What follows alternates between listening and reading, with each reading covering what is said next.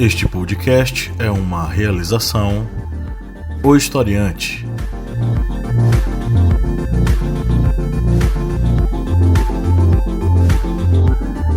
Bem-vindos, historiantes, ao seu podcast sobre as ciências humanas, é o podcast do Historiante. Sempre aqui com a missão de ajudar você a compreender as coisas do mundo, da história, da filosofia, da sociologia. Eu sou o professor Pablo Magalhães, vocês já me conhecem. Estamos aqui para conversar sobre uma série, um filme interessante chamado O Expresso do Amanhã. E estamos aqui com a bancada, vamos abrir aqui para todo mundo ver. Estamos aqui hoje com o senhor Márcio Fabiano. Oi, Márcio.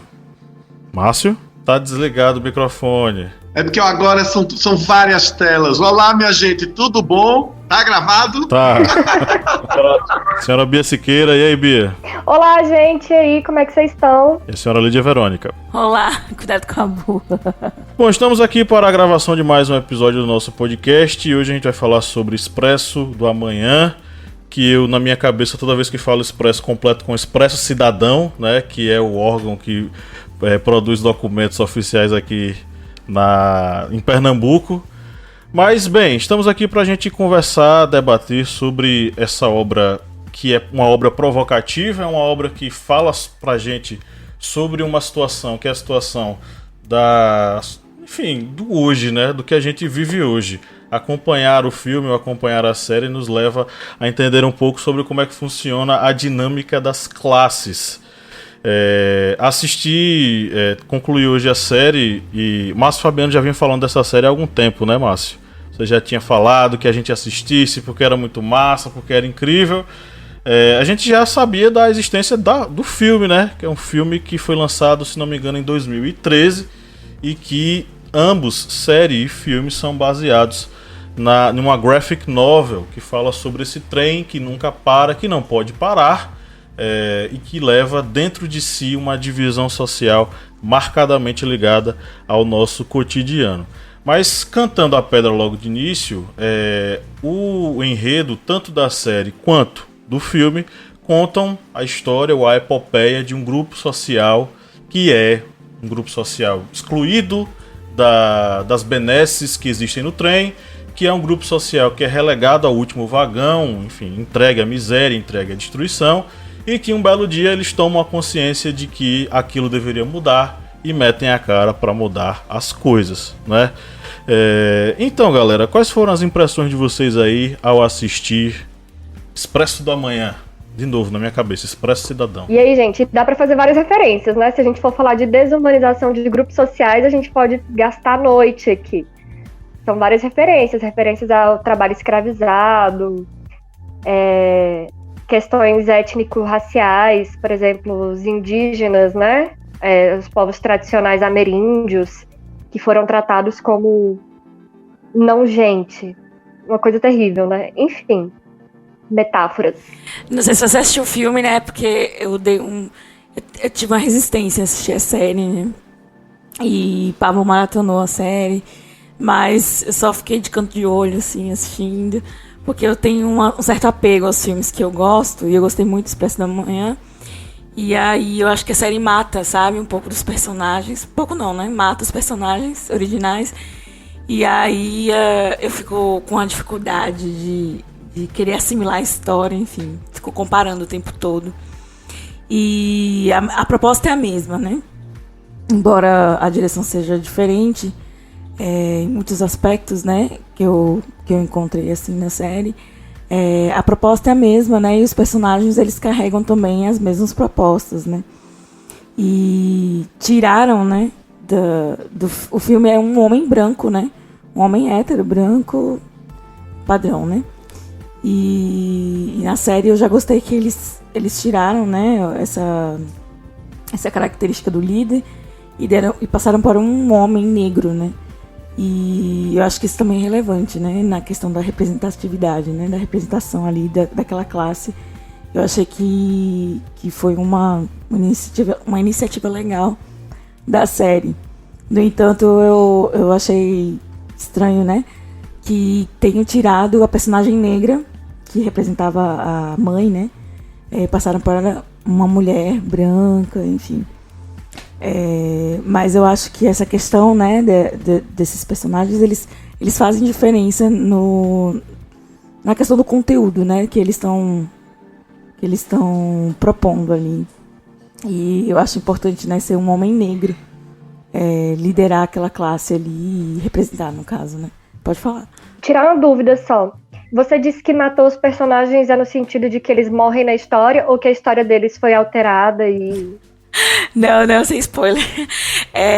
Na verdade, é porque a série ela não conta, ela não traz aqueles personagens, né? Então, eles não existem na série.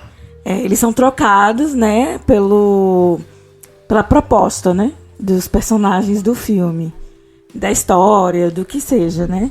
A série ela nunca é fiel realmente ao original, né?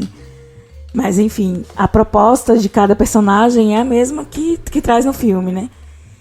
E aí eu achei muito legal essa questão racial, né? Que eu acho que o homem negro, ele representa muito mais aquela classe do que o Chris Evans, né? Que é aquele homem branco, americano, olho azul, enfim, hétero. Eu quero muito ouvir a opinião de Márcio porque eu tenho críticas a respeito da série, mas não é ligada ao conteúdo, ao pano de fundo, porque o pano de fundo realmente é incrível, as metáforas que a gente pode trazer e tal. São críticas sociais importantíssimas e atemporais, enfim, vários contextos. E eu quero criticar agora a série, a produção. A questão estética, no caso, né? É porque eu achei muita coisa clichê, mas eu quero ouvir de Márcio. O que ele achou? E Pablo, eu também falei isso pra Pablo. Em primeiro lugar, eu acho que é rasgar logo um spoiler. No final, o trem se descarrilha e todo mundo morre. Animar aqui o babado. Pra sorte dos nossos seguidores e apoiadores, um beijo para todos e todas. Eu não vi o filme. Vocês, por exemplo, Liu viu o filme e adorou, ela está aqui dizendo, eu não vi o filme original e não conheço a história em quadrinhos que gerou. Mas, assim, na verdade, o maravilhoso da criação artística é que a gente vai se emocionando de acordo com o dia, com o horóscopo, com o zodíaco, com a TPM. Eu também tenho minhas TPMs, né? Os transtornos pré-Márcio. Quando eu vi o trailer na Netflix, eu não me atraiu muito, não. Mas, como nós 4 aqui somos viciados em filme e em série, na hora que eu vi que a produção era do Bong Joon-ho, do filme Parasita, eu disse, não, eu tenho que ver. E, de fato, o primeiro episódio, nos 15 minutos, já me encantaram muitíssimo, né? Porque começa com vários grafismos, vários efeitos especiais e, assim, me dá muita agonia ver o Expresso do Amanhã, porque eu sou claustrofóbico, eu já teria pirado ali, eu já teria tocado fogo naquilo tudo. Mas, assim, eu vou falar das coisas que eu gosto nesse momento. Primeiro, quando a gente vira cinéfilo e vira viciado em séries, então eu fui por causa do diretor, né? O coreano que venceu o Oscar o ano passado, que venceu o Oscar esse ano, aliás, né, com Parasita, e ali você tem os toques dele, né? Ele não é uma pessoa que tem piedade de nós, humanos. Então, isso eu acho sensacional, porque, embora haja essa divisão de classes, e vocês vão falar melhor do que eu, porque vocês estudam essa divisão de classes, mas, assim, o que eu gosto dele como produtor, ele não é o diretor, ele é produtor, a série, cada episódio tem um diretor diferente, uma diretora, mas o que eu gosto que tem um dedo dele é que, tal qual como em Parasita, ninguém é tão bonzinho, não. Nem os ricos são miseráveis, mesquinhos, absolutamente 100%, nem os pobres são gente boa, sofrida e que merecem tudo. Todo mundo, na hora que se vê por cima da carne seca, na hora que se vê melhor, na hora que consegue avançar, no caso da série do Expresso, na hora que consegue transpor as portas e vai subindo de categoria até chegar na primeira classe, todo mundo quer meu pirão primeiro, todo mundo quer comer a melhor comida, todo mundo quer se dar bem. Isso eu acho incrível, porque nesse mundo de polarizações, a gente sempre acha que os bonzinhos estão do lado, os que não prestam estão do outro, e a gente não fica nessa, né? Eu vou ficar aqui, vou ficar ali, mas na verdade nós todos somos um caldeirão só de ruindades, de idiosincrasias, de mesquiarias entre nós. E aí, naturalmente, que eu vou passar a bola para vocês, né, já que vocês gostam de futucar essa questão das classes, eu fico pensando no Brasil, se aquele trem fosse brasileiro, não é? Como seria... Ele não teria saído. Pois é, não é, Bia? Eu fico pensando onde estaria a classe média, onde estaria essa classe média, os pobres de direita, onde estariam os trabalhadores raízes, como seria tudo isso? E isso eu acho genial, porque você não precisa ser historiador, não precisa ter esse arcabouço todo, mas você se incomoda com o que você vê na série. O próprio David Diggs, que é o Andrew Layton, eu vou ficando fã dele. Ele é um gato, ele é um bonitão, e como Leo falou muito bem, é muito legal ter o ator principal com um homem negro de dreadlocks, de dread, que já é um avanço do avanço, né? Porque os negros, quando aparecem nesses seriados, estão sempre com o cabelo cortadinho, todos bem normalizados e tudo mais. Mas ele tá lá com os dread lá, segurando a onda, e eu fico assim, acompanhando ele, porque ele tem suas maldades, suas coisinhas. Isso é genial, porque a gente não precisa ficar, eu vou ficar do lado da Mel, ou eu vou ficar do lado desses, ou eu vou o pessoal que está lá no fundo do trem. Mas é sensacional. E o final do último episódio, né, esse último antes da segunda temporada, me deu um susto. Sabe quando você fica assim? Que negócio bom! Só lembrando que a Melanie, a Jennifer Connelly, 19 anos atrás, ganhou um Oscar como melhor atriz coadjuvante por um grande filme, Uma Mente Brilhante, tá? Que ela faz a esposa do matemático John Nash. Então, quem puder aí, veja Uma Mente Brilhante. Ela é uma atriz que eu considero, assim, quer dizer, eu não considero, eu acho ela tá muito bem na série. No filme eu acho ela excepcional, Uma Mente Brilhante. Mas ela é aquele tipo de atriz, Hollywood não é fácil, né? Esse mercado de cinema e tudo mais. Ela é aquele tipo de atriz que ela tá no meio. Nem ela tá na rabada, que é aquele povo que só faz coadjuvante, nem ela é das tops, né? Como as que ganham o Meryl Streep, Emma Thompson e por aí vai, mas ela tá ali garantindo o dela, e eu gosto muito da atuação dela, e um dos grandes momentos é quando a gente percebe que ela, não vou dar spoiler não. Então, eu acho que Bianca também queria falar, estava falando sobre a questão da semiótica, né, da questão cínica da cinematográfica, né, que guia a história também. E quando a gente estuda semiótica em publicidade, né, a gente fica olhando o tempo todo para as coisas na rua e tentando, né, ver os padrões e identificar a mensagem e tudo. E filme é uma ótima coisa, né, para se fazer isso. E, enfim, o que eu achei muito legal, né, no filme, e que eu notei que tem também na série, é a questão da filmagem, da fotografia também, né, e de como a filmagem ela vai te guiando entre as classes, né. No filme, a filmagem ela é mais corrida, como se você estivesse dentro do trem, né. E na série a imagem é mais tremida, né, para te dar a sensação de que está em movimento, né.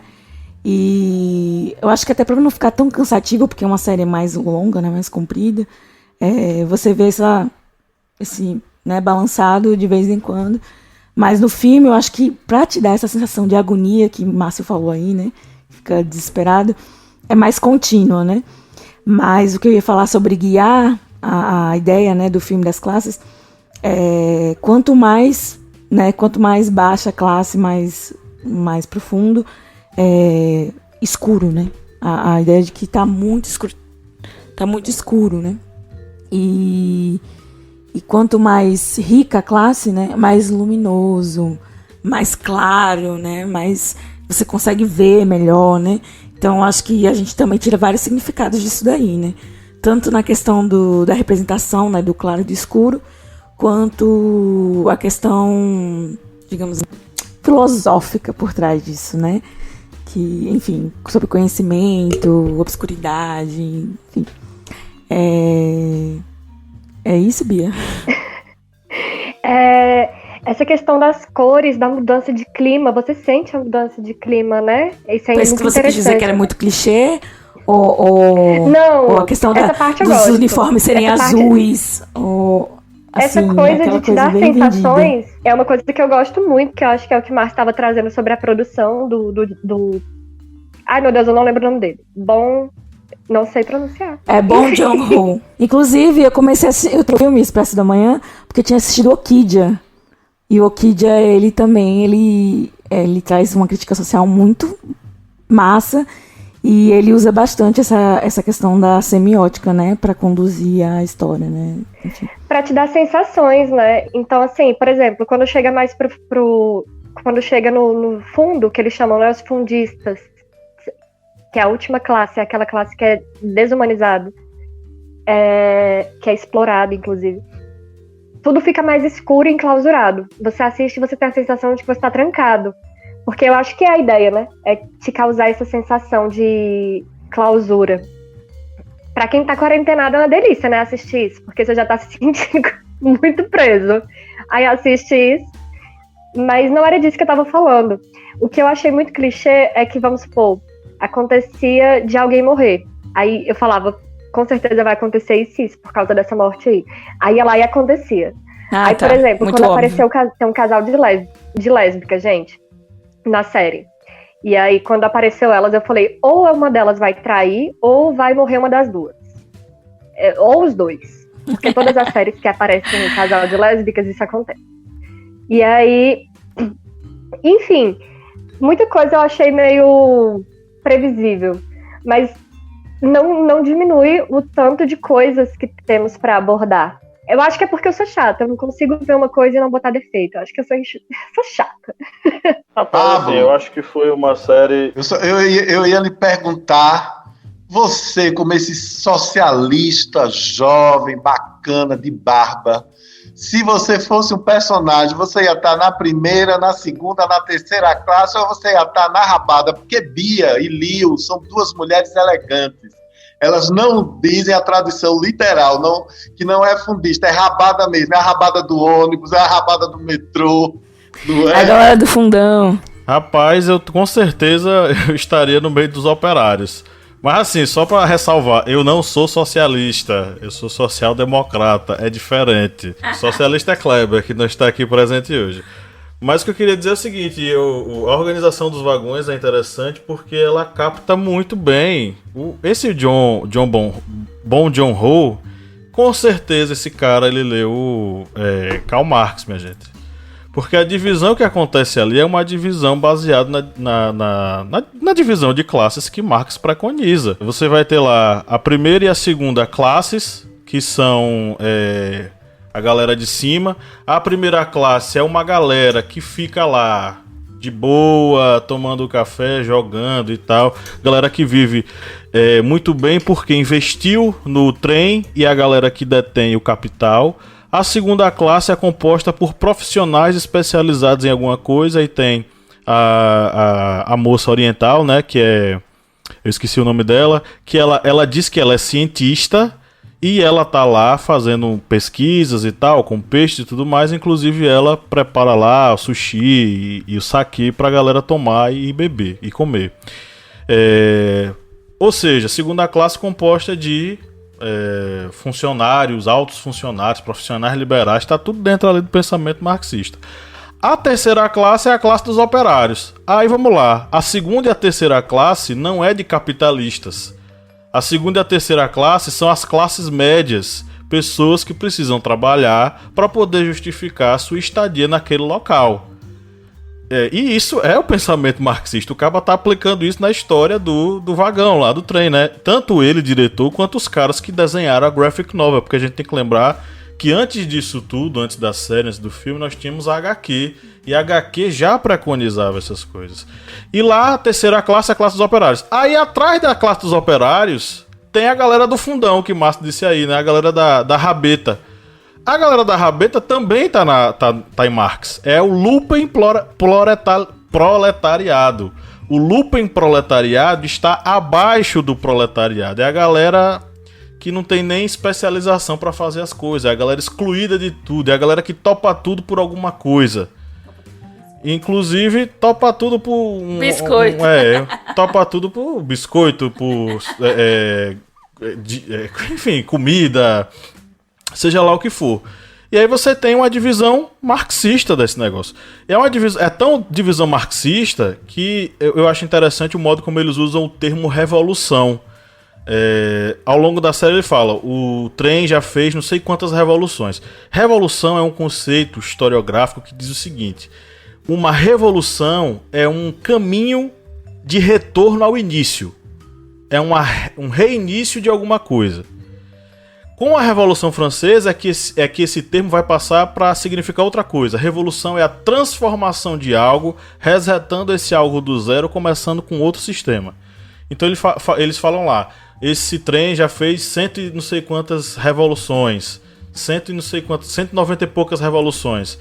E aí no final, no final não, num dos episódios, né, no final, o personagem diz, agora essa revolução vai ser diferente. Ou seja, ele dá um outro significado para o termo revolução. E isso é um cuidado com a construção marxista da série. Então, a gente tá falando de uma série marxista, a galera vai assistir, Netflix e tal, o símbolo do imperialismo, do capitalismo, não sei o quê. Porém, contudo, todavia, nós estamos assistindo uma espécie de Parasita vezes 10, com pitadas de Quentin Tarantino e Bacurau, potencializado pelo pensamento marxista, é isso. Doutrinação marxista na Netflix. Cancele sua conta, se você é contra. Vai ter uma abaixo-assinado daqui a uns dias na internet. Por favor, assinem.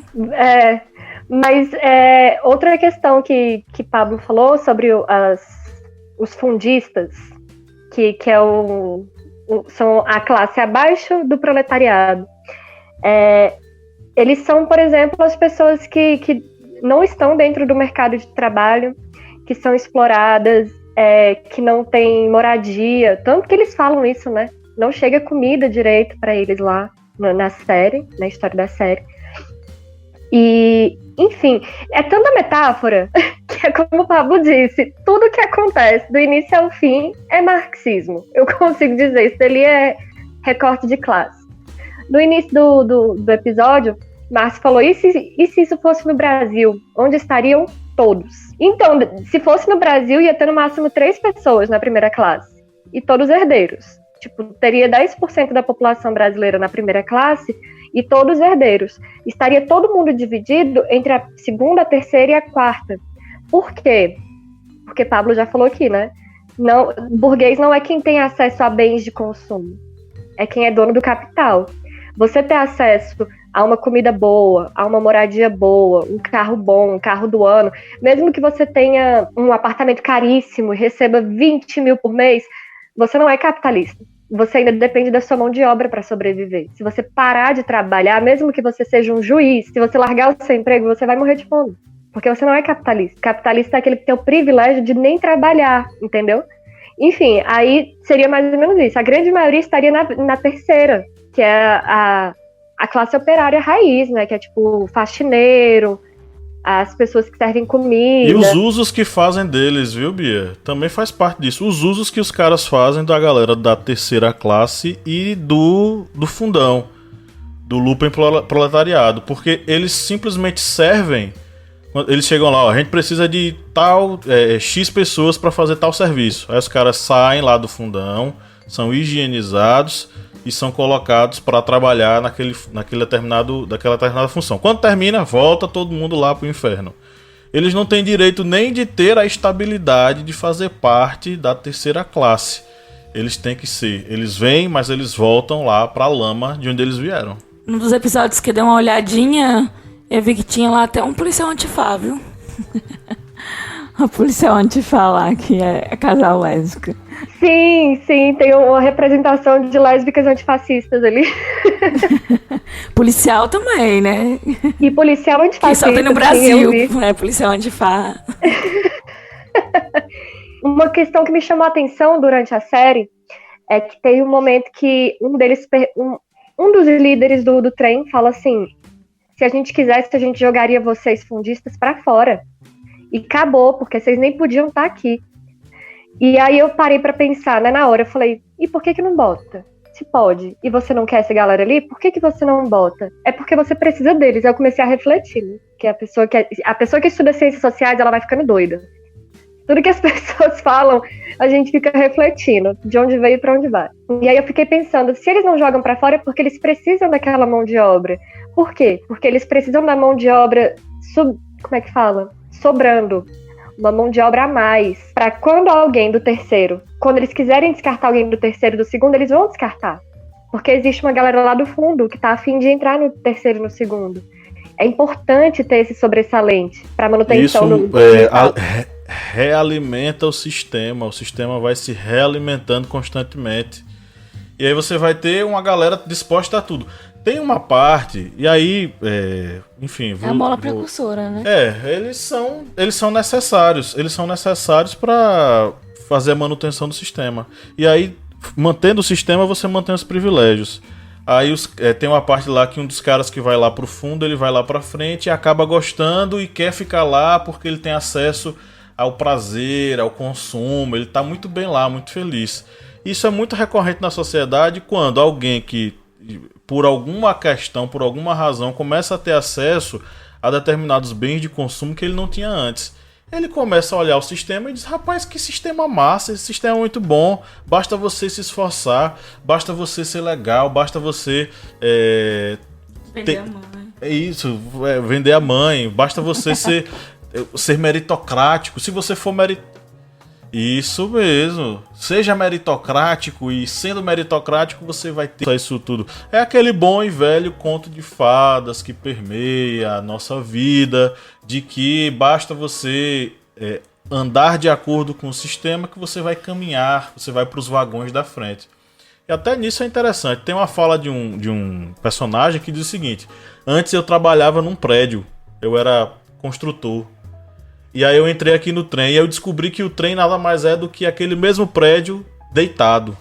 Porque é a mesma questão, os andares de cima relegados para as pessoas mais importantes de determinada empresa. Sim, eu acho que ele era um faxineiro, não? Que ele fala, eu consigo ver o mesmo funcionamento do prédio, só que é deitado. Fala aí, Márcio. Eu queria só botar lenha na fogueira de vocês, que é o seguinte, vocês com muita propriedade estão aí falando sobre o background marxista que está por trás dessa série, e eu estou aqui pensando no diretor, que é da Coreia do Sul, que é capitalista, ao contrário da Coreia do Norte, que não é nem comunista, aquilo dali é uma outra coisa, né? Um país onde as pessoas que têm a nossa idade não sabem que existiram os Beatles. Imagine o que deve ser aquele negócio, com todo respeito aos irmãos coreanos do Norte. O produtor, o dedo dele, o dedo da expressão cinematográfica dele, do Bong Joon-ho, está lá em Expresso da Manhã, em vários. E é maravilhoso, é genial, porque a gente vai percebendo os detalhes. Mas eu queria aqui incomodar vocês dizendo o seguinte: tem um produtor, né, que cria uma série que questiona o capitalismo, mas ele foi receber o Oscar, porque o Oscar é legal. O Oscar faz vender mais o filme, o Oscar tem um retorno financeiro incrível. Todo mundo fala mal do Oscar, e isso aqui eu vou fazer um veneninho. Inclusive, colegas, eu não sou crítico, né, mas colegas cinéfilos que falam, porque o Oscar é uma babaquice, porque isso, porque aquilo, mas está todo mundo assistindo lá, eu não perco por nada desse mundo. vou pro meu vinho, meu espumante, vou ver, fico falando dos vestidos, das roupas. Mas todo mundo que critica também, uma boa parte, quer ganhar aquela estatueta, porque aquela estatueta, nesse mundo de entretenimento, e agora cada vez mais um mundo streaming de entretenimento, significa mais lucros adiante. Então, eu só quero esse veneno porque eu sei que vocês vão contra-atacar, e é para isso que o nosso podcast serve. Então, é isso, não é? Tá bonitinho, tá ótimo, entendeu? Não, claro, é importante. São aquilo mesmo. Eu quero aqui mandar um beijo para Kleber. Ô, Pablo, quero dizer que eu tô com 2 tickets na primeira classe, eu vou dar um para meu amigo Kleber, entendeu? Que é pra gente ficar lá discutindo capitalismo e aristocracia. Mas vamos lá, o que é que vocês contra-atacam aí, meu querido e minhas queridas? Rapaz, é o seguinte, essa resposta foi dada dentro da série mesmo, viu? Por quê? E aí, vamos lembrar do Lytton, né? É André Lytton, né, o nome dele, não lembro direitinho, né? Mas o André Lytton, até o momento em que ele luta, ele briga, ele pega em armas e tenta abrir ali na força, as estratégias não dão certo. A partir do momento em que ele pensa o seguinte: bom, e se a gente tivesse pessoas infiltradas no sistema que trabalhassem de acordo com nossos interesses? E se a gente tivesse pessoas participando da parte inicial, na ponta inicial dessa divisão social? Se a gente tivesse pessoas enfiadas lá e se a gente usufruísse um pouco desse sistema para usá-lo ao nosso favor, será que isso não nos ajudaria? E aí, diante desse questionamento, é que ele começa a fazer outras estratégias, se infiltrar, trazer gente, coagir outras pessoas, tentar, vamos dizer assim, passar adiante a palavra da revolução para a galera. E aí ele vai conseguindo conquistar. Talvez, quando o Bong Joon-ho participa do Oscar, não é que ele necessariamente esteja apenas querendo inflar o seu ego ou ser capitalista, mas talvez ele queira também usar aquele espaço ali, porque ele está no topo do mundo, né? Uma coisa é você gritar lá da Coreia do Sul, outra coisa é você pegar um megafone em cima do maior topo da Terra, dos filmes, e você fazer sua crítica social. Eu acho que é dentro dessa perspectiva, né, de aproveitar os espaços e falar e propagar a ideia. Eu tenho um pensamento semelhante ao de Pablo, concordo com tudo que ele falou aí. E a gente também precisa entender a lógica onde a gente está inserido, né? A lógica que existe por trás de tudo isso. A lógica por trás do Oscar, a lógica por trás da produção cinematográfica, que é uma lógica capitalista. A gente não pode sair disso, a gente não consegue viver isolado disso.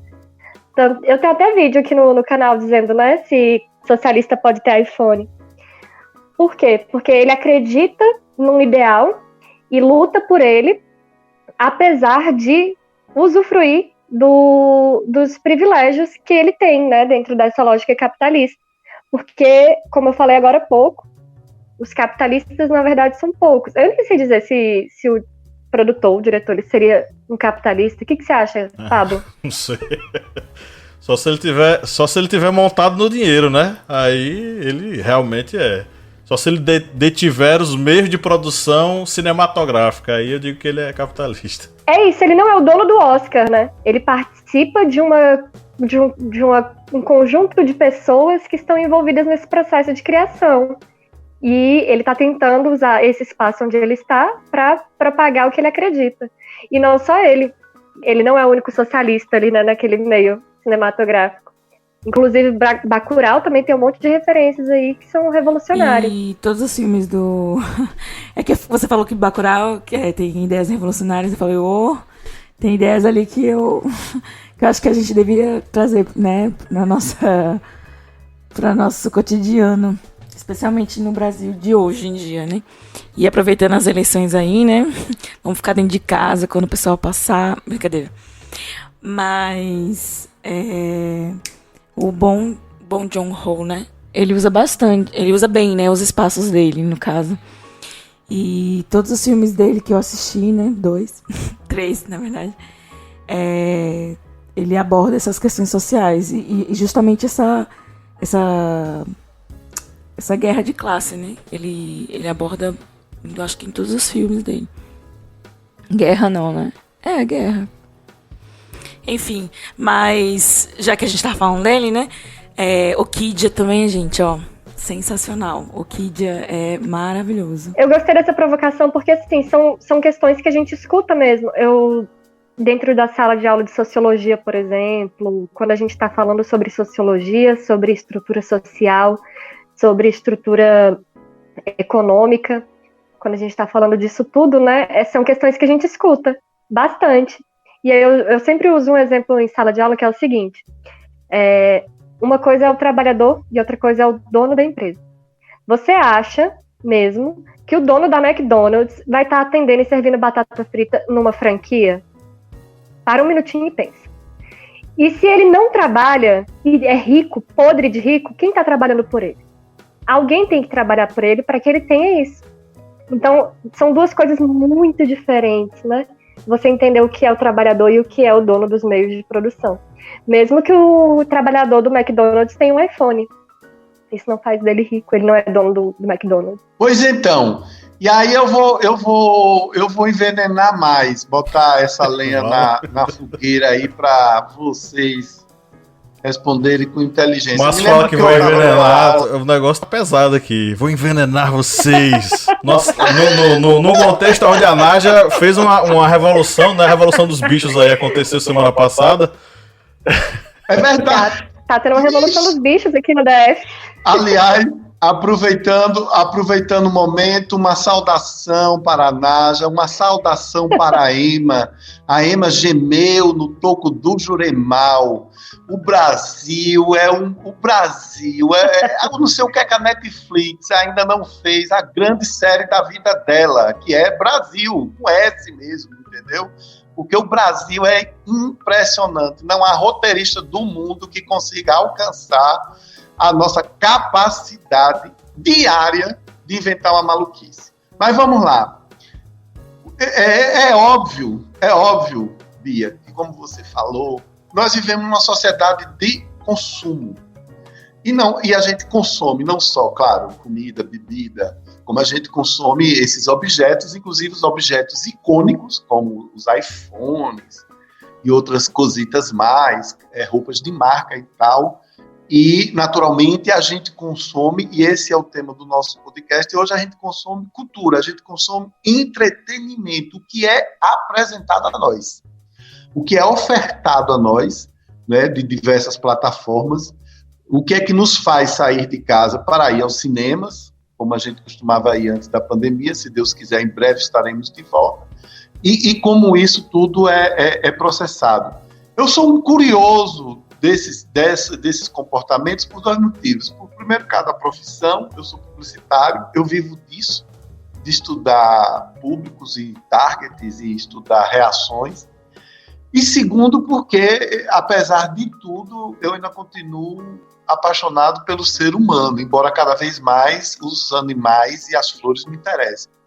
Então, me recordo que numa disciplina do mestrado em etnografia, uma disciplina especial que eu cursei lá, havia um índio convidado, né? E o meu professor, que também já falou aqui, conversou com a gente sobre apropriação cultural, o professor Carlos Alberto, ele sempre nos falou que disse, olha, eu aprendi e digo em sala de aula que índio fala sobre a questão indígena, porque a gente quem não é índio não sabe, não viveu, né,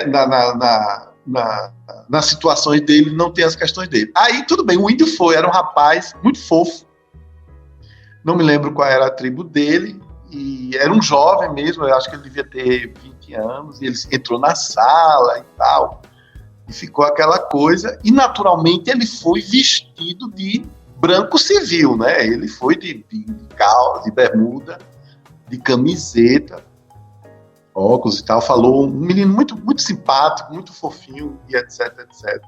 Eu, minha gente, que quando eu morrer eu vou pro inferno, ou pelo menos como dizia Ariano Suassuna, você vai de cabeça para baixo.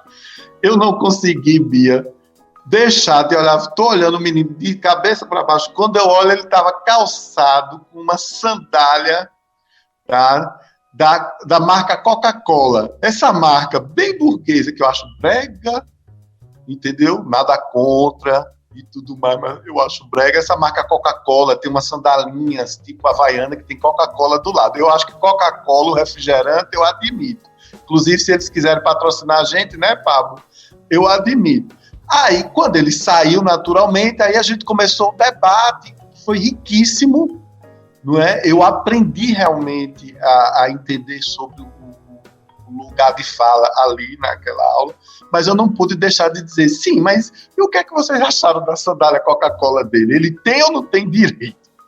Claro que ele tem, cara pálida. Todo mundo tem direito a usar o que bem quiser e a consumir o que bem quiser dentro da sua expressão, do seu cotidiano de vida. Eu não tenho o direito de usar um cocá. Nunca usei. E entendi por que é que eu não posso usar um cocá. Não é? Não é a minha história, não tem a minha emoção, não é a minha expressão de fé. Eu preciso respeitar aquilo ali, porque nós estamos nesse espaço de privilégio e que mesmo que não o façamos, nós convivemos com quem ridiculariza isso. Então, aí volto para o Expresso do Amanhã, o que é muito interessante. E, aliás, Bia, vou dizer uma coisa que eu gosto muito. Os atores são muito bem dirigidos. A gente não... Vocês têm um personagem queridinho? Eu não tenho. Eu comecei achando a Melanie antipática, agora eu já acho ela super-humana, ela é mãe. Ela precisa resolver aquela questão com a filha dela, né? Achei ela passa por uma transformação, né, Márcio? Então, ela passa por uma transformação. Então, né? prefiro ser essa na ocasião. Beleza. E pronto, ótimo, Pablo, porque isso é a riqueza de uma história, de uma narrativa. Essas peculiaridades e singularidades dos personagens, né? Então, por exemplo, eu comecei, talvez vocês também, não sei qual é o sentimento de vocês. Poxa, eu sou #I love Leito, né? Aliás, eu amo mesmo, porque ele é um tipão. Tô seguindo ele nas redes sociais. Só que quando ele começou, ele vai escorregar. Aí eu disse, poxa, esse cara é que é bacana. E evidentemente, não vou dar spoiler, mas naquele episódio que a gente descobre o que eles fizeram no verão passado, aí eu digo, realmente não é fácil estar nesse vagão. Uma coisa que é muito legal nessa série é isso que você tá falando, Márcio, que é tipo, é uma construção mais humana do personagem, né? Ele não é idealizado como um herói ou demonizado como um vilão. Não, é uma pessoa. É uma pessoa que por causa das condições sociais, por causa do meio onde ele vive, por causa das coisas que lhe aconteceram, ele acaba tomando decisões ruins, ele acaba sendo mal, ele acaba... Entendeu? Tipo, não é só um sentimento de ser mal. Vou ser uma pessoa ruim. Não, tem todo um contexto, né? Perdi o filho. Rolou uma revolução há uns anos atrás e a gente foi jogado no fundo para passar fome. Então, tudo tem um porquê. Porque na vida real também é assim. Ninguém é vilão ou herói. Na vida real também, a gente é produto do que a gente viveu, produto do que a gente foi socializado, né? Então, a gente é produto do meio. Isso é meio reducionista, mas infelizmente é um pouco disso. A gente é fruto do meio também.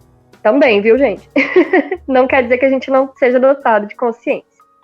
Esse debate que Márcia adentrou sobre a questão indígena, a gente teria que fazer um podcast inteiro para falar tudo que eu gostaria, porque falar sobre essa questão identitária das populações ameríndias, das populações nativas da América do Sul e tal, é uma questão profundíssima. Ontem mesmo eu estava escrevendo sobre isso, e é uma questão longuíssima, mas ele resumiu bem, né? Assim, a gente branco, a gente tem privilégios estruturais. Isso a gente vê na série também. As pessoas que estão lá na primeira classe, elas têm privilégios estruturais, mesmo que ela não perceba. Aquela cientista, por exemplo, que é do casal de lésbicas, ela muitas vezes ela se bota isenta da situação, ela quer trazer a namorada para a classe mais alta e ela não quer participar da revolução, ela é contra a revolução, porque ela não se enxerga dentro desse sistema. Ela tem privilégios estruturais. Isso não quer dizer que ela, porque ela quer, ela vai oprimir todo mundo. Ela tá oprimindo a galera que tá no fundo, sim. Mas não porque ela quer. Não porque ela é ruim. É por causa da estrutura onde eles estão vivendo. E isso, você vê... Aí tem outra personagem na classe na segunda classe, que ela tem essa consciência, que é aquela que é artista, gente, sabe? Que ela é a favor da revolução. E ela já entende a consciência de classe, que ela olha e fala, não, esse sistema onde a gente está inserido está todo errado. Então, na série, você tem essas duas facetas. A pessoa que tem consciência de classe, que é a consciência de que estar inserido dentro desse sistema te traz privilégios, e a pessoa sem consciência, que não compreende que as coisas que ela tem, que ela desfruta, é fruto de uma desigualdade enorme. É porque alguém está passando fome. A gente fez um podcast sobre apropriação cultural, já tem um tempinho já. Inclusive participou o professor da UNEB, eu esqueci o nome dele, Márcio, me ajude aí a lembrar. Carlos Alberto, que foi com quem eu tive justamente uma aula sobre etnografia. Isso mesmo. Eu queria falar sobre como essa representação é tão real, a partir do momento em que nós vamos ver ao longo da série uma revolução acontecer lá entre os trilhos, né, entre os vagões. E essa revolução vai fazer com que a chefia do trem ela caia, né? E aí a gente vai ter aquela boa e velha disputa das elites sobre quem será o cara que vai liderar a revolução. E eles começam a discutir, né? Mas a gente precisa aparecer porque a gente tem que liderar a revolução, a gente tem que aparecer como os novos líderes porque a gente não tem mais a liderança. Essa disputa pela liderança, né, desse processo, por quem é que vai chefiar, é uma disputa que vai estar lá característica de quem está na primeira classe. Porque tem até diálogos onde o André ele fala que lá no fundão, apesar de dizerem que eles eram canibais, essa questão do canibalismo já tinha sido resolvida. Mas o problema estava na primeira classe, porque entre os membros da primeira classe, eles tinham um assassino que cortava partes de pessoas, né? Eu fiquei meio um pouco chateado, porque logo no quarto episódio a gente já descobre quem é o assassino, né? O quarto episódio é praticamente o início da série. Mas aí vem todo o desenrolar restante da história, com o processo revolucionário que vai se instaurar. Inclusive nós temos a tomada da Bastilha na série. A tomada da Bastilha é a tomada do vagão leito, que é o vagão bordel deles. Quando eles chegam lá e tomam esse vagão, é uma grande vitória, porque praticamente eles se organizam, tomam posição. É como se fosse uma trincheira que permitisse a eles continuar com a revolução, né? Então, até nisso o cara foi... O roteirista foi sagaz, né? Ele trouxe um símbolo da Revolução Francesa. A tomada da Bastilha, no caso, é a tomada do vagão leito, né? Ô Pablo, quero acrescentar uma coisa. Eu adoro essa parte também, porque isso daí, olha aí, Bia e Lio, isso daí, a semiótica diz o seguinte: se a revolução começa no bordel, é porque o brega e o cabaré são possibilidades de salvação. Quem sabe? Não tem um cabaré, um brega aqui no Nordeste. Para quem é de outras regiões do país, cabaré e brega no Nordeste são casas de prostituição. Quem sabe não tem um brega e um cabaré que possa dizer: a gente não aguenta mais, vamos sair, vamos dizer, a gente quer um Brasil melhor. Eu adoro essa parte. O brega como simbolismo de revolução, né, gente? Simbolismo de resistência. Uma coisa que me deixa chateada na série é que tem muita coisa interessante que acontece e eles não aprofundam. Por exemplo, vamos tratar de canibalismo. Eles tratam disso na série. E aí eu fiquei esperando mais história, né? Como foi isso? Como foi? Por quê? Quando? Aí eles não abordam direito. Eles falam que teve ali um canibalismo. Aí depois vai falar sobre uma militar que é a favor da revolução. Como é isso? Uma militar traindo o Estado? Aí é só também uma passada de pano. Tipo, não, tem uma militar ali que é a favor da revolução. Então, tipo, tem questões que eu gostaria que fosse mais aprofundado e não foi.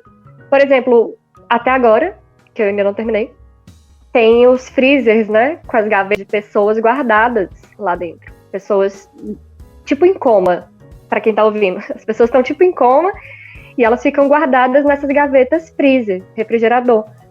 E fica aquela questão na série. É um laboratório? O que é isso? É um laboratório? É um cemitério? Outra questão que poderia também ser aprofundada.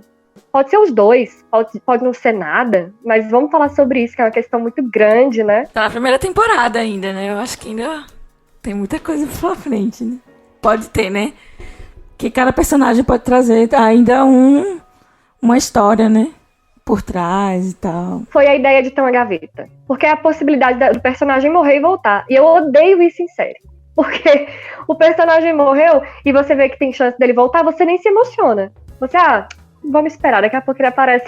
No episódio que eu mais prestei atenção, pelo que eu entendi, é como se fosse um experimento, né? Eles ainda nem sabem as sequelas, né? Que pode trazer pra pessoa que faz aquele experimento, né? Isso.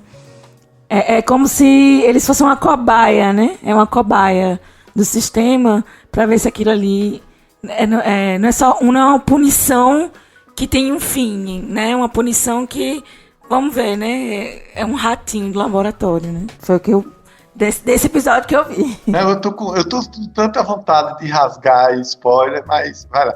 Outra coisa, aquele guardinha, aquele safadinho que trocava objetos por favores sexuais. Mas, rapaz, olha só, a polícia nos fazendo tantas maldades, né? Claro que essa polícia sem vergonha, não só da vida real, mas também a do seriado. Mas assim. É o personagem mais nojento, né? Eu acho ele muito ceboso, nojento. Esse personagem é muito nojento, ele me dá muito ódio. Como diriam nossos queridos pernambucanos, ele é uma alma cebosa mesmo. E o tráfico que foi estabelecido lá porque foi criado um sistema de tráfico, um sistema de poder paralelo dentro do trem. E o tráfico ele era através de uma droga feita lá com um material que o médico usava. Os caras criaram a droga e faziam um sistema de tráfico que ia da primeira classe até o fundão, baseado em trocas de determinados objetos, utensílios que tinham valor para as pessoas, né? E aí você vê a criação desse sistema. É a criação de um sistema que vai de ponta a ponta. E outra coisa, eles também usaram, né? A gente vai ver lá o Dia da Luta, né? O Dia da Luta é uma espécie de encontro de gladiadores, onde os caras ficam organizados numa espécie de circo romano. No andar superior fica a primeira classe e lá embaixo fica misturado segunda e terceira classe assistindo a luta. E isso foi feito no momento em que a galera estava começando a desconfiar, começando a questionar o que estava acontecendo no trem. Aí a Melanie, né, a Jennifer, esqueci o nome dela, meu Deus do céu, Márcio fala, Jennifer Connelly. A Jennifer Connelly faz a luta, né, pra tentar fazer a galera esquecer o que estava acontecendo. E de fato isso mesmo, são dois gladiadores lá lutando pelo direito a subir de classe, né? Chegar na terceira classe. É uma clara alusão a como determinados subterfúgios são utilizados para fazer as pessoas esquecerem o modo como elas vivem. Tem outra coisa que é feita com o próprio André. O André ele tem um rapazinho, né? Um garotinho que ele adotou, vamos dizer assim, ao longo da viagem. E sabendo disso, a Melanie vai lá e começa a dar coisas para o menino, ó. Tá vendo se ele tá colaborando com a gente? O menino agora vai estudar. Aí tá vendo se tá colaborando com a gente? Agora o menino, ó, vai chegar aqui a maquinista. Então é mais uma coisa. Como o sistema ele alimenta as esperanças de determinadas pessoas de classes menos favorecidas para que elas pensem o seguinte: tá vendo? Eu posso chegar lá através do mérito. Mas no final das contas, tudo faz parte de um jogo de necessidades ali. São as necessidades que fazem a Melanie ir de um lado para ir para outro. Como o Márcio disse, eu odiava, mas depois passei a gostar. São as necessidades que fazem com que os antigos aliados se tornem inimigos. A primeira classe rache, o grupo do fundão tenha, enfim, um pouco de misericórdia, ou então um pouco de tráfego lá dentro do trem. Então a gente vai ter ali a necessidade guia o indivíduo. E essa própria necessidade que guia muitos indivíduos lá do fundão. Até o próprio André é guiado pela necessidade, né? Chega no momento que o cara diz, é o seguinte, ou você faz tal coisa e segue sua vida, né? Ou então você mata um bocado de pessoas, mas você faz um bem maior. Aí o cara vai ter que escolher entre essas duas coisas. A necessidade vai fazer com que ele escolha o que é que ele vai fazer, né? Eu não disse o que é a coisa especificamente, porque isso é lá pro 9º episódio, e aí destrói a magia da Disney, né? Eu só queria tocar num assunto, gente.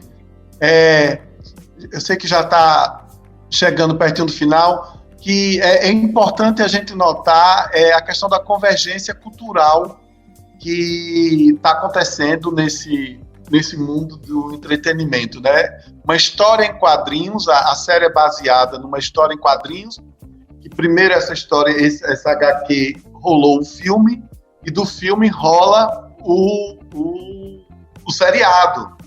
E aí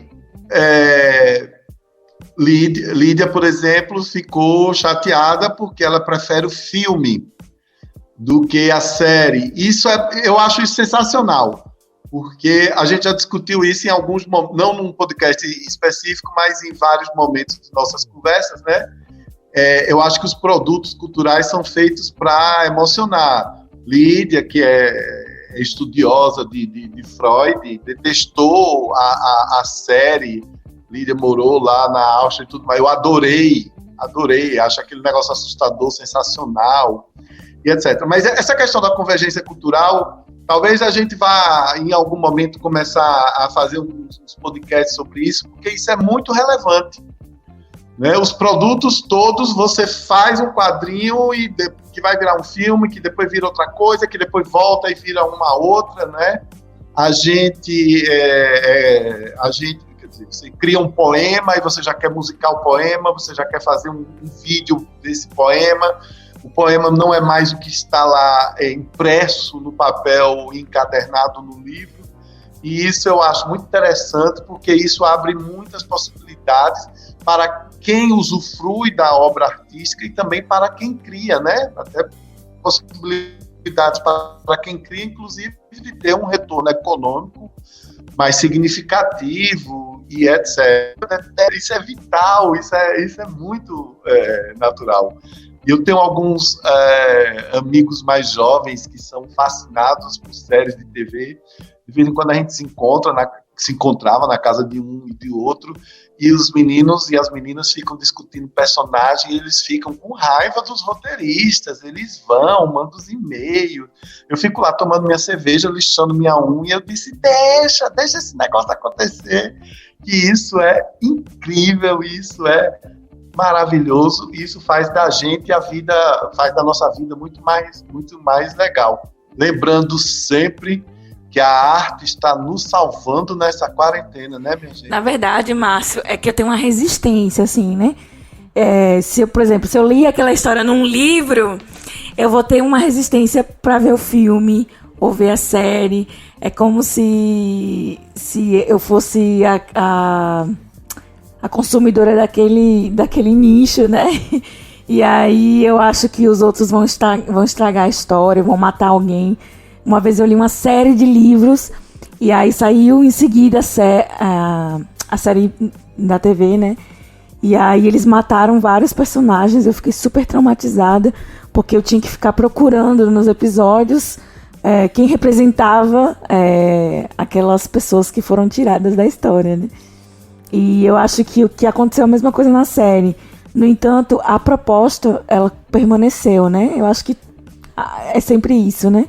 Eu acho que é para vender, né, para determinado público, vai se construindo novos personagens. Eu acho que teve mais mulheres também, né, representando personagens que no filme eram homens, como a policial mesmo. Enfim, eu acho que é uma forma da indústria, né, vender mais aquela história, né, e, enfim, a importância dela existir não foi tirada, então ok. Mas é só uma questão minha mesmo, pessoal. A pessoa, quando é fã, ela fica muito apegada, né, à história. Eu sou muito fã de Harry Potter, por exemplo. Eu sou muito fã de Harry Potter e de Jogos Vorazes. Então, eu li as obras todas e li rápido, e eu era nova, né?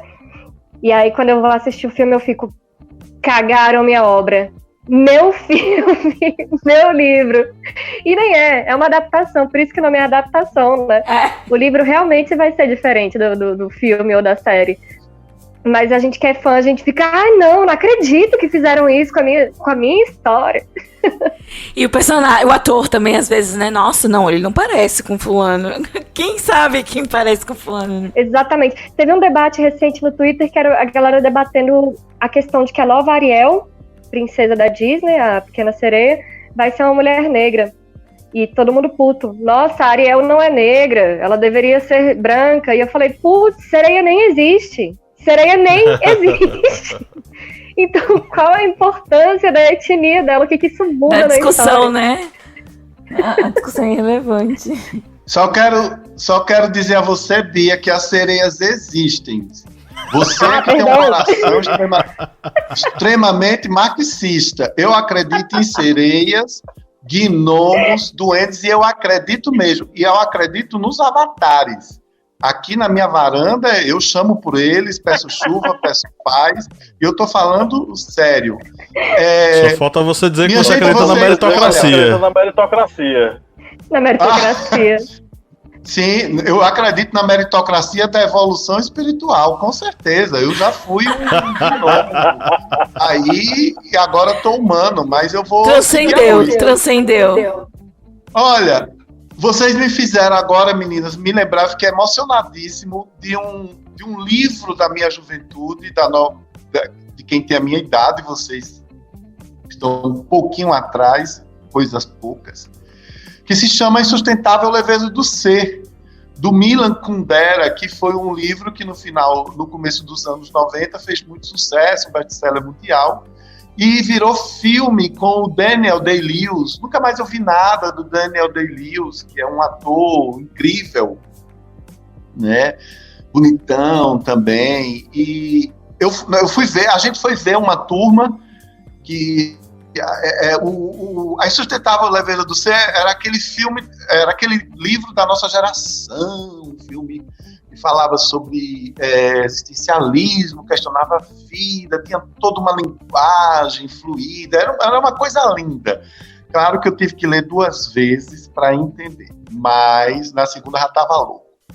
E aí, quando a gente saiu da sessão, eu disse, olha, eu estou feliz, foi muito bacana, mas eu nunca vou me esquecer que eu disse eu estava com 2 amigas loucas pro cinema também, eu disse, mas está faltando 30 páginas. Lógico, cara pálida, vai faltar, não dá para você transformar 2 horas, inclusive porque a expressão do cinema é visual e trilha sonora. Então, a grande arte do cinema é a arte de montar, é a montagem. Você atuar, você estudando, se aperfeiçoando, você consegue. Você dirigir, você estudando, entendendo de câmeras, planos, você consegue. Agora, montar, fazer esse mosaico inteiro de emoções e de possibilidades e de técnicas virarem algo que precisa ser bem narrado em menos de 2 horas, é o grande show. E aí, Lídia, vou fazer uma defesa das séries, porque justamente por isso, olha, eu sabe como é que eu assisto série? Quando eu gosto muito da série, eu aprendi uma coisa. Acho que a maior parte das pessoas, quando gosta muito de uma série, quer maratonar, tipo, começar na sexta de noite, sábado, meio-dia, já encerrou, né?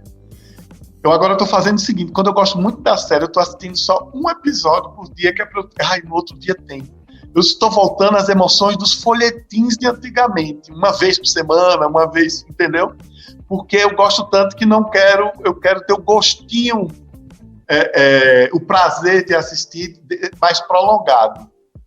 E eu descobri isso porque Expresso da Manhã, eu vi 4 de uma vez, aí depois disse, não, vai ser um por dia até terminar a primeira temporada para eu poder. Agora, 9h30 da noite é a hora do Expresso. Era 9h30 certinho a hora que eu ia assistir. E eu estou dizendo isso porque vou até indicar, aproveitando para indicar, sem Pablo pedir, uma série incrível, acho que vocês já viram, muita gente já deve ter visto, que se chama Casa das Flores. Primeiro que é mexicana, eu adoro nossos irmãos, cada vez mais eu estou mais latino, eu estou mais hermano, não é? E eles têm uma capacidade de rir de si mesmo. Toda vez que eu vejo um episódio, também estou fazendo a mesma coisa, só que eu gosto tanto que eu estou vendo 2 por mês. Tá Toda vez que eu roubando. vejo Casa das Flores, eu percebo uma similaridade com a gente, com essa nossa capacidade que a gente tem de mangar dos outros, mangar para os nossos ouvintes, apoiadores e seguidores, né? Aqui no Nordeste significa tirar onda. Quando você ouve um nordestino, pelo menos um baiano, não é, aí do nosso sertão aqui do semiárido, dizendo, eu estou mangando de Pablo, não é dizer que eu estou frutando a manga de Pablo, o Pablo se transformou numa manga e etc. Não, quando eu disse eu estou mangando, eu estou tirando onda. Eu adoro isso. Mangar é igual a cruviana. E aí em Casa das Flores, eles mangam de si mesmo com uma pitada bem venenosa, que é sensacional. Então é emocionante. Aí vocês pegam no meu pé, porque eu adoro a gente falar isso até 5h da manhã. É bom que você sugira, né? Porque a gente entra nas indicações. A minha indicação, acho que todo mundo que já acompanha a gente já deve estar assistindo, é Dark. Eu e Lídia estamos assistindo. E ainda faltam os últimos capítulos pra gente assistir, mas é uma série fantástica que, inclusive, a gente poderia fazer um podcast falando sobre Dark e as suas reflexões aí, as mais variadas possíveis, né? Porque Dark, ele suscita, por exemplo, o que é o tempo, né? O que é o tempo? O que é... como nós entendemos o tempo? Esse tempo, ele é relativo ou ele é um tempo linear? A gente tem várias reflexões. Eu, como historiador, por exemplo, metade das cadeiras teóricas de história é refletindo sobre o que diabo é o tempo e como ele acaba influenciando o modo como nós entendemos as coisas. Então, Dark é um prato cheio, né? Então, assistam Dark e, inclusive, gente, nessa pandemia, leiam livros, viu? Pega um livro e vá ler e tal, um romance, sei lá. Mas exercite a leitura, porque às vezes a gente fica enferrujado. A pandemia acaba deixando a gente meio sem saco para algumas coisas, né? A gente fica meio abusado. Não quero fazer isso. E mas isso ficou chato, não sei o quê. E aí a gente acaba se enferrujando para muitas coisas. Mas é sempre bom ter um bom livro do lado. Pega esse livro, leia. Que seja um romance, que seja um livro filosófico, que seja um livro de história, que seja um livro do que for. Mas tente exercitar a cabeça, porque cabeça vazia é a oficina do capeta. Professor Pablo puxando a orelha de todos os seguidores agora. Leiam livros. Eu não tenho o que indicar, porque quem me conhece sabe que eu tenho uma grande problemática, que é assistir a mesma série todos os dias. Eu assisto Modern Family todos os dias. Eu sei as falas, minha mãe não aguenta mais. E aí, ou é Modern Family ou é Friends. Então, especialmente quando eu tô trabalhando, produzindo, escrevendo, eu deixo a série ali falando no canto e continuo trabalhando.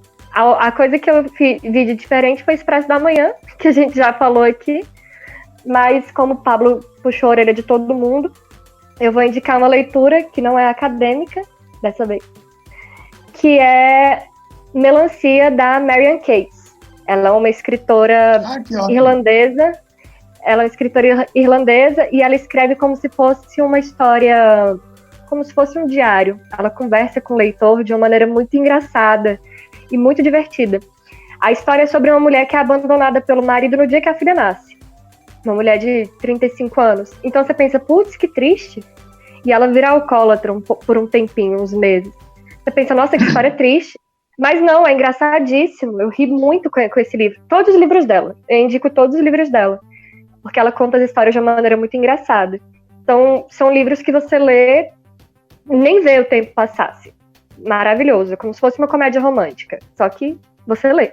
Eu vou indicar o filme que eu falei aqui, né? Algumas vezes, do Bong Joon-ho.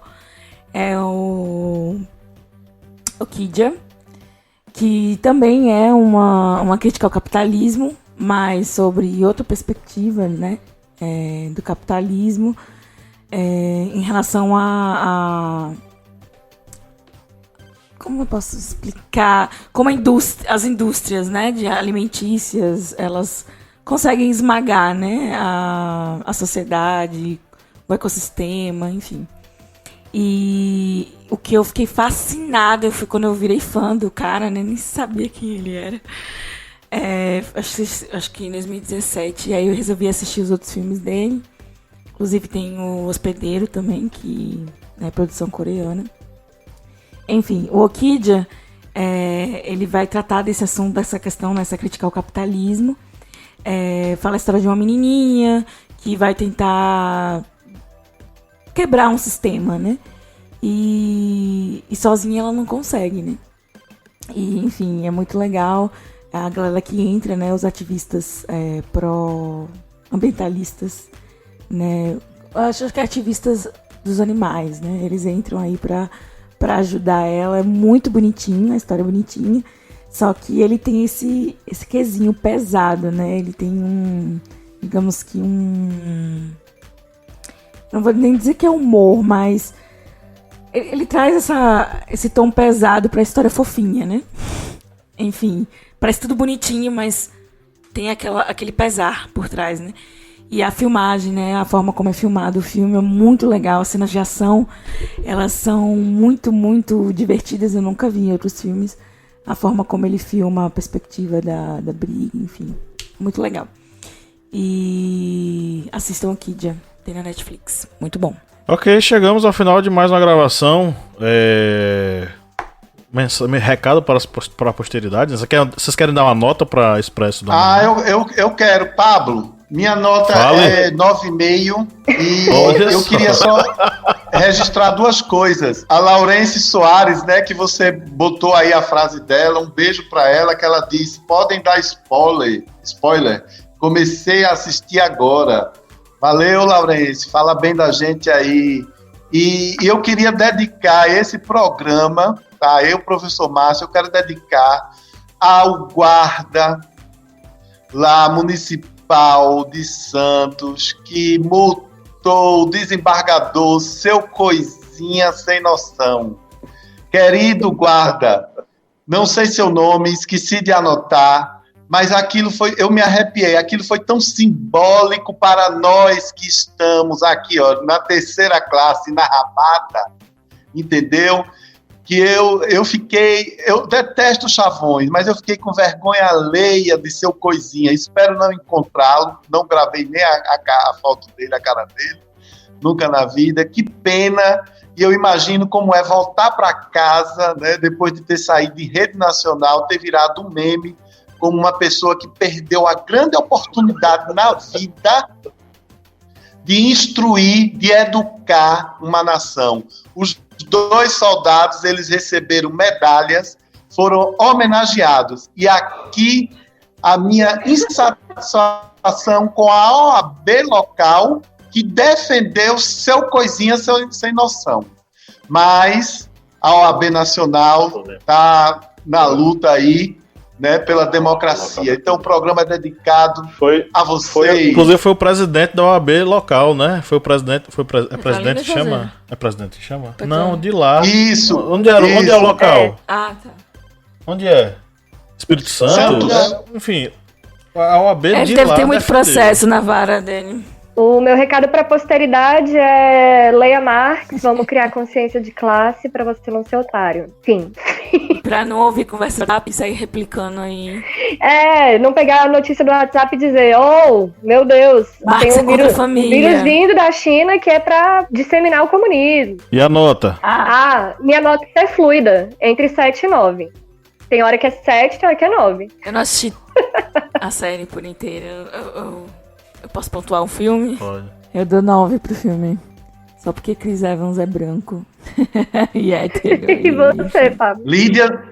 Lídia não perdoa. Lídia, melhora seu coração de professora. Rapaz, a nota vai ser 9 porque eu tô esperando a segunda temporada, mas é Sabe aquela série que você fala pros alunos, gente, nesse primeiro semestre nós vamos assistir essa série, cada capítulo vai ser debatido em sala pelo menos meia hora pra gente refletir. É um prato cheio pra gente debater muita coisa aí com a galera, né?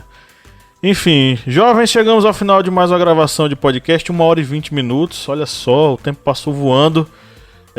Um grande abraço para quem acompanhou a gente até agora e quem nos acompanha lá no Spotify, nos agregadores de podcasts. Muito obrigado por nos acompanhar até aqui.